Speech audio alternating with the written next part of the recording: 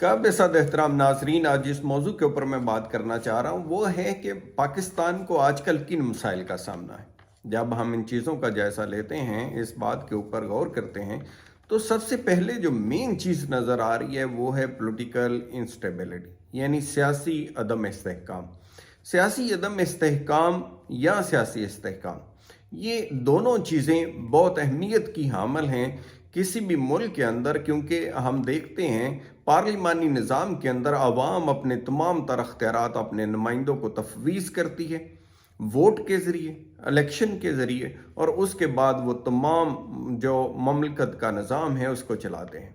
अगर मुल्क के अंदर सियासी इंतशार होगा, अफरा तफरी का माहौल होगा, या अदारे प्रॉपर तरीके से जो जिन्होंने निज़ाम को चलाना है वो काम नहीं कर रहे होंगे, यानी असम्बली का वजूद नहीं होगा, मुंतखब अदारे नहीं होंगे, तो डेफिनेट जो बहुत सारे उससे मसाइल पैदा होंगे और मुल्क के अंदर अदम इस्तेहकाम भी पैदा होगा। मौजूदा हालात के अंदर जब हम देखते हैं तो दो सूबों के अंदर आप देख रहे हैं कि हुकूमत इस वक्त नहीं है, या निगरान सेटअप है, मुंतखब हुकूमत नहीं है। आपने देखा कि दो असम्बलियाँ जो हैं वो इस वक्त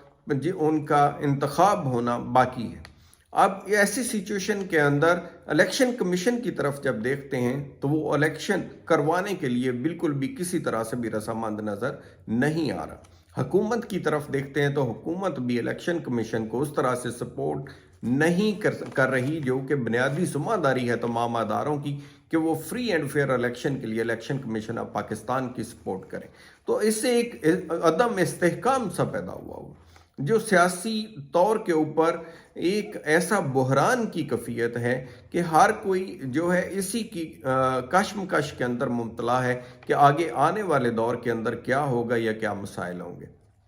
एक आम पाकिस्तानी के नाते जब मैं देखता हूं तो डेफिनेट हमारा वैसे ही और बड़े मसाइल चल रहे हैं, और जिसके अंदर ये जो पॉलिटिकल इंस्टेबिलिटी है ये उन मसाइल को बढ़ा रही है। जैसे हमारे इकोनॉमिक क्राइसिस को बढ़ा रही है, हमारी स्टॉक एक्सचेंज अक्सर क्रैश कर रही है, हमारा जो करेंसी है वो डीवैल्यू हो रही है। तो ये तमाम चीज़ें इंटरलिंक्ड होती हैं। किसी भी जमहूरी मुल्क के अंदर जब पॉलिटिकल स्टेबिलिटी नहीं होती तो लोग वहाँ अपना सरमाया जो इन्वेस्टर है वो नहीं लगाता या इनसिक्योर फील करता है। तो सबसे पहले जो मेन मसला मुझे समझ आता है वो यही है कि मुल्क को पॉलिटिकली स्टेबल होना चाहिए, और जिस असम्बली का भी इलेक्शन, क्योंकि माजी में ज़्यादातर ऐसे नहीं हुआ कि जनरल इलेक्शन सूबों के अंदर अलग मौके पे हों और कौमी असम्बली के इलेक्शन अलग मौके पे हों, जिसकी वजह से काफ़ी जो इस वक्त सिचुएशन पाकिस्तान के अंदर बनी हुई है वो कन्फ्यूजन का शिकार है। लेकिन कानून इसके ऊपर वाजे है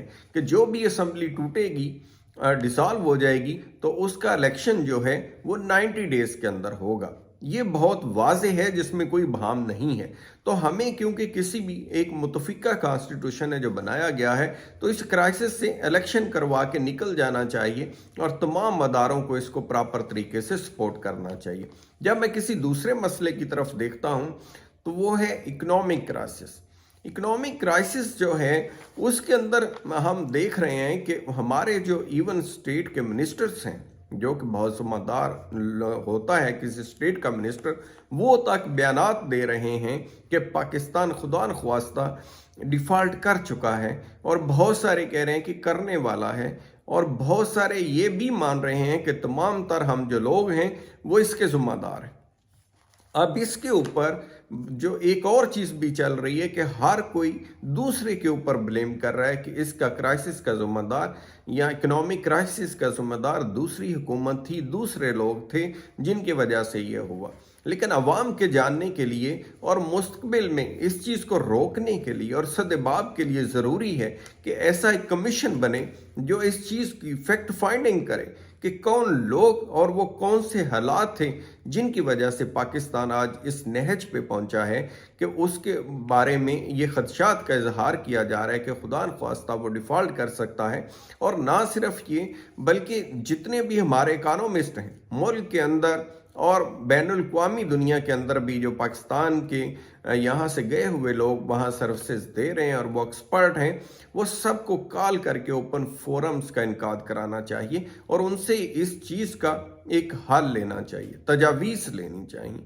اور جس طرح سے ماضی میں ہم نے دہشت گردی کے خلاف بھی کنسنسس بنایا تھا، آج ضرورت ہے کہ جو ہماری ایک ایمرجنسی کی سچویشن ہے اکنامک کرائسس کی، اس کے اوپر بھی ہم ایک فریم ورک بنائیں جس کا، اور ایسا لائحہ عمل بنائیں جس کے اوپر تمام حکومتیں جو ابھی موجود ہیں اور جنہوں نے آنے والے دور کے اندر منتخب ہو کے آنا ہے، وہ اس پالیسی کو آگے لے کر کے چلیں، اور اکنامیکل کرائسس جو ہے اس سے ہم نکل سکیں، اور اس کو پولیٹکس کے لیے قطعاً استعمال نہ کیا جائے، کیونکہ جب تک بھی کسی ملک کی اکانومی سٹرونگ نہیں ہوگی تو لوگوں کے، عام آدمی کے حالات نہیں سدھر سکتے۔ تو اس لیے ضروری ہے کہ اس چیز کا ہم پریارٹی بنیاد کے اوپر حل نکالیں۔ آگے ہم جب آتے ہیں تو ایک اور ایشو آج بھی انسیٹلڈ پڑا ہوا ہے، وہ فلڈ افیکٹیز ہیں، جو فلڈ سے متاثر ہوئے لوگ، وہ آج بھی کھلی چھتوں کے بغیر ہیں،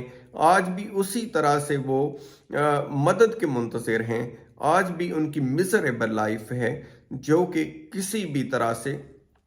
ہیومن لائف کا جو کرائیٹیریا ہے، جو آئین پاکستان نے دیا ہے لائف کا کنسیپٹ، جس کے اندر تمام بنیادی ضرورت کی سہولتیں ان لوگوں کو ملنی چاہیے، ان کو ایک رسپیکٹیبل لائف ملنی چاہیے، ان کو چادر چار دیواری ملنی چاہیے، ان کے بنیادی حقوق کا تحفظ ہونا چاہیے، تو وہ آج بھی اس مدد کے منتظر ہیں۔ تمام جو حکومتی لیول کے اوپر بھی لوگ ہیں